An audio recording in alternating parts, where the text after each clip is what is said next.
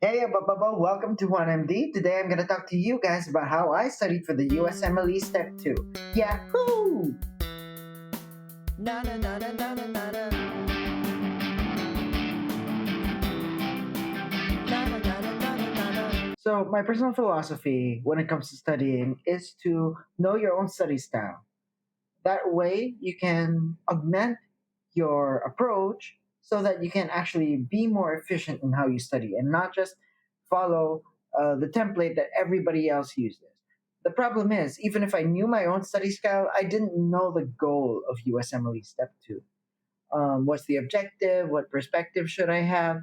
And so, even if I did know my study style, I couldn't really do that match. I couldn't pair one and two together. I just kept answering and answering and answering question banks, mock exams, NBMEs, but I didn't really get the point of it all. So I ended up just trying to memorize everything rather than understanding anything. And I know that I said in the past that you have to understand first before memorizing, but because I didn't know what the goal was, so I was just pretty much shooting in the dark. So because of that, I really needed a coach, and that's why I met Dr. J. Her real name is Christina Trzemski, but that's pretty long, so we just call her Dr. J. Her website is in the description. I'm not sponsored by Dr. J by any stretch of the imagination. I just really love the help that I got from her, and that's why, I really want to thank her. She was very helpful in thrusting me in the right direction, and she reoriented me towards the goals of step two and taught me the tools of doing this the right way. So she taught me that step two is not just about knowing how disease works. It's not just about knowing the treatments. It's not just about knowing the tests, but it's about using all of this information and using it to help the patient. So, for example, just because a patient has a myocardial infarction doesn't mean you're always going to give nitrates. Sometimes the patient is going to have like a right-sided heart block, and in cases like that, you should not give any more nitrates. That's just an example, but in step two, you're gonna have a lot of questions where what's the next best step, what's the most appropriate treatment for this patient, and you're gonna have to consider what does the patient have that makes the patient unique. So it's about the patient. It's not about the disease. It's about the patient. And how do you understand questions? By getting used to answering questions. Not answering questions for the purpose of finishing an entire Qbank. No. Answering questions for the purpose of exercising your question reading muscle. When you do questions, you should not only do unanswered questions. Instead, you should do the entire question bank at random. Don't discriminate between answered, unanswered, or correct and incorrect. That way, you're being exposed to a homogeneous set of questions. And that homogeneous set of questions, you're going to be exposed to high yield questions again and again and again. Whereas if you answer the only the unfinished questions, the number of high yield questions that you'll be exposed to, considering that your question bank is given to you at random, is going to be less and less and less each succeeding block that you answer. And also, when you answer questions, whenever you review it right after you answer the question. You don't go through 40 questions first and then go back to the first one, because that way you're not in that headspace anymore. So when you learn the correct answer, you're not going to be able to associate that efficiently with the question that you were answering. For all we know, you're associating it with 39 other questions that you went beforehand before you reviewed that question. You know the whole thing about reinforcement. Reinforcement is effective when you do it right after the action that happened. So if you study the correct answer right after you answer the question, you're going to associate the correct answer with the logic associated with that question. Likewise, you're not going to associate it with the 39 other questions that you encountered in that question block. That's why my coach recommended to me doing study mode instead of doing exam mode. And then that way, you can review the correct answer right after you choose the choice. Now, don't get me wrong, there is a use for exam mode, but you only use exam mode when you're trying to simulate the actual exam. So this is effective in stuff like NBMEs, Amboss self-assessment, UWorld self-assessment, and if you just want to generate a 320 plus item block on Amboss, which you're going to solve as you would an actual exam. But, you're not simulating the 320 block every time you use Amboss. If you want to practice for a marathon, you're not going to run that whole 42 kilometers every time you train. You're only going to do that on those last few days before the final stretch. But if you did that for the 6 months of training, then you're going to wear your knees out. You might get a fraction. You're going to get arthritis, and you won't be able to run the actual race. And in addition to that, don't be so anal about reviewing the incorrect. Why? You're going to associate the incorrect answer with the concept being reinforced by that question. And it's more likely to override the association that you made with that correct choice. When you're studying or you're practicing, use study mode on your question blocks. But when you're actually trying to simulate the actual exam, use exam mode. And if I'm going to recommend any question bank, I personally recommend Amboss. Again, not sponsored, but I thought Amboss was much more up to date. It's more customizable. Amboss is also up to date with high yield topics such as ethics, biostatistics, patient safety, patient charts, and you also have those modules on Amboss, right? That you can use to rehearse specific topics. So I personally prefer Amboss. Amboss also has the 200 concepts, very good to go through as well. And I can't overemphasize how important ethics, biostatistics, patient safety are, because these are high yield for the actual exam. I think in my subjective memory, they comprise about 10 to 15% of the actual test. Um, Again, that's subjective. But I recommend going through the study plans and reading the articles of Amboss pertaining to these topics. So a lot of my energy, a lot of my ATP was spent trying to understand my biases. You know how USMLE Step 2 talks about bias? Like there's the cognitive bias, there's the recall bias, the anchoring bias. We tend to make those mistakes as well in the process of answering questions. The reason actually they have a lot of ethics questions, they don't want doctors to fall for these mistakes on the actual field, right?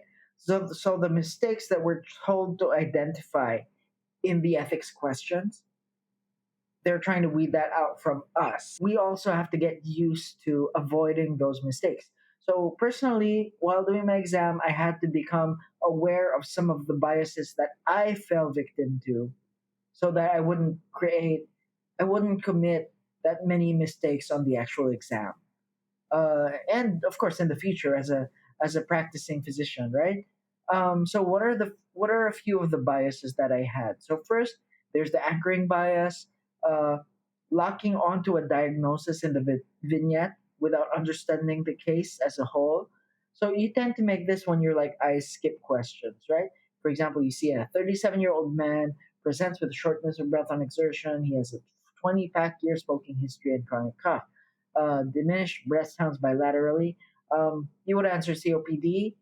However, if he has difficulty unbuttoning his shirt, weakness climbing stairs, the diminished breath sounds actually should have clued you in, but it could be a nerve problem because of the diaphragm not working, so it could have been like ALS.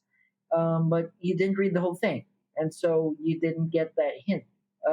You come up with a half baked diagnosis. A clue for this would be to read the whole history and physical exam. Actually, don't even base it on the labs because those can draw you out. Base it only on the history and physical exam, and then that way your diagnosis is going to be more grounded, right? Because that's what they want you to look at, the history and the physical exam. This tends to be the first four sentences and the last three or two sentences of the vignette. Also, if you tend to skip words, use your finger as a guide for reading the text. That way, it's going to guide your eyes so that your saccades, I don't know how you pronounce that, saccades will not skip over important words. Another bias of mine was algorithm. missequencing. So a lot of this happens in questions where, like, what's the best next step to do? So, for example, in thyroid, so for example, a patient presents with a benign thyroid nodule, right? A TSH was done. The TSH is low. So, what's the best next step? So, the correct option here is to do uh, a thyroid ultrasound. But instead, you choose to do a thyroid FNAM. So the correct answer here would be to do an ultrasound first because you have to get the TSH and ultrasound before doing anything else. It would be good to understand the algorithms without just memorizing. Each step in the algorithm has utility in in your management, right? You're not going to do a test if it doesn't affect your management. There's also the zebra bias. I've fell to the zebra bias a lot.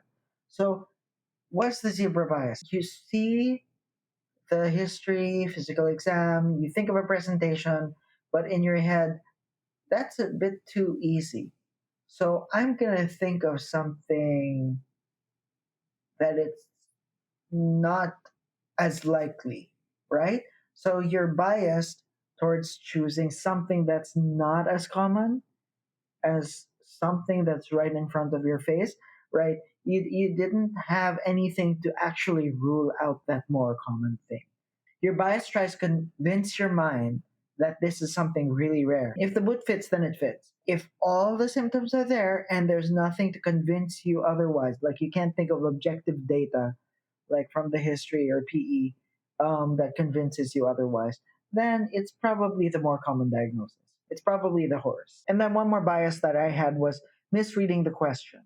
So I was very prone to misreading the question. For example, I hadn't even finished reading the question and I come up with an answer that it wasn't even asking. So, for example, there's a 45-year-old man, fatigue, weight loss, tremors, palpitations, tachycardic, diaphoretic, diagnosed with hyperthyroidism, managed with methimazole. At follow up, symptoms are improved. So, you're asked which of the following laboratory findings that, and you don't even finish reading the question. You answer high T3, high T4, high TSH. However, you missed out that second part of the question. Which of the following laboratory findings is most likely present now? So at this point, it could have been a normal T3, normal T4, no, low normal TSH, but you didn't answer that. Instead, you thought you knew what the question was asking, but you didn't. So that way, I learned that I have to read the question first, okay, before I think of an answer. So in my review, I tried to catch myself in these biases and I trained to develop systems, internal my head systems, ways to circumvent these biases. Then, of course, do your NBMEs, do your free 120s, using circumstances that aren't too far from your exam. So you're sitting down, you're not taking long breaks in between watching Netflix, YouTube. Uh, you're not interrupting your setup. So no interruptions. Don't bother me. Turn off my phone in a way that's similar to the actual exam. That way you can, see how you perform under similar circumstances. And if you can get a plain white room that simulates the whole prometric room, right? But it's hard to do that, especially with someone like me. Like, look at all this. So just try to simulate the conditions as close as you can. These self-assessment tests aren't just good for practicing simulating the actual test conditions, but they're a good way to train yourself to eliminate test anxiety so you don't come in unprepared during the actual test. Simulate the timing, avoid distractions, and have those pee and snack breaks in between each block. And also, if your test is in the morning, do your practice test in the morning. If your test is in the afternoon, do your practice test in the afternoon. And particularly free 120, try to do this during the last 2 weeks before your actual exam. Review these questions again and again before your actual test. Mental health also is very crucial for the actual test. Remember the actual test, you're going to be answering 316 questions over 9 hours, 1 hour break. and so your mind has to be in good shape. So be sure you eat healthy, be sure you exercise, and get good sleep because you want to regulate your dopamine. You want to make sure that your neurons, your neural networks are intact, and all of that artifact is cleared from your CNS so that you can think sharper, think more focused. Also, try to understand circumstances that predispose you to these high intensity emotions like anger, fear, sadness. Although it's good to let it out sometimes, you should try to have an outlet, right? So exercise also plays a role there, right? Not just in regulating your dopamine, but it helps you to regulate your emotions as well. Actually, dopamine and emotions have a big interplay, and exercise, it's like the pocket knife for fixing a lot of that. Then, if you have problems waking up early, I recommend sun exposure, especially in the morning. The sun exposure, it'll help your suprachiasmatic nucleus synchronize, and it's going to help your circadian rhythm get on track. Nutrition as well. Nutrition is very important, especially your omega 3s, because you need myelin for those neurons. Not to mention folic acid, vitamin B12, those are good for your neurons. The vitamin B1, 2, 3, right? Good for memory, good for thinking. It's good for digesting sugar. Remember you need vitamins B1, 2, 3, and 5 for the acetyl CoA. You need all of those for acetyl CoA, and if you don't have acetyl CoA, you're not going to metabolize sugar efficiently. Remember, your neurons need sugar. Of course, balanced, right? Don't candy's not the only thing you're going to eat. You have to balance everything. Have vegetables so you can have your vitamins. Coffee is also very great. I love coffee. See, I love coffee, but avoid having it after 4 p.m. You want your sleep to be uninterrupted. I ended up disobeying that rule a lot though because I love my coffee. Want to avoid social media like the plague? Remember how I said avoid circumstances that place you in intense emotions?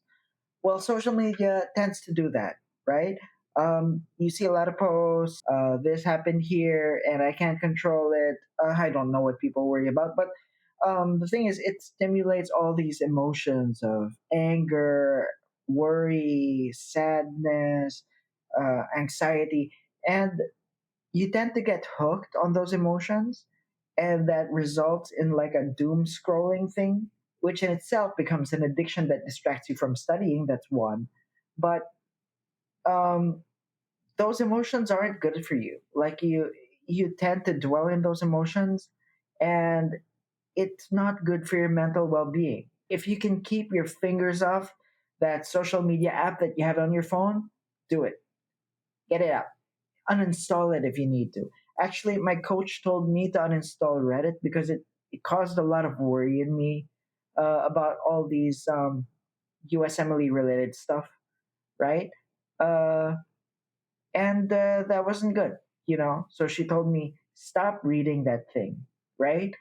And then I'm like, oh, coach, Dr. J, so I should stop reading that while I'm studying for step two. And then she's like, no, stop reading it forever. And another thing, rest days are really important. Your brain is not a machine. You're not meant to go through like question over and over again. You need rest days. You need a time to clear your mind at least once every week. So that way you don't burn out. Because if you burn out, you're going to cripple your chances of success. You're going to forget everything. And so I made sure that I rested on Sunday. I made sure not to touch Amboss. I made sure not to touch Anki on these days. Instead, I got to go to church, socialize with people who are very encouraging, spiritual, very positive, and they helped me like process a lot of my feelings, and they prayed for me. You are a biological being, but you're also a psycho-social, spiritual being, and you cannot neglect those other parts. You're not just a machine. You have a soul and you have a spirit, and that's very important. On my actual exam day, I rented an Airbnb that was right next to the testing center so that I could avoid traffic on the day of the exam. You cannot believe it. In the Philippines, um, what's like a 6 kilometer distance ends up becoming 3 hours. So traffic is unpredictable. So I live like that far away from the Prometric in the Philippines. So I decided on that day I'm going to rent a place that's right next to the Prometric so that I don't have to worry about traffic. I can just walk to the place. I bought chocolates galore, the dark chocolate type with cashews, and I made two chicken sandwiches for me to eat, although I only ate one. But what's important is that you come prepared with food and water, okay? And if you're a coffee guzzler like me, have like a cup of coffee for you to put in your locker, and then you can have it during breaks, right?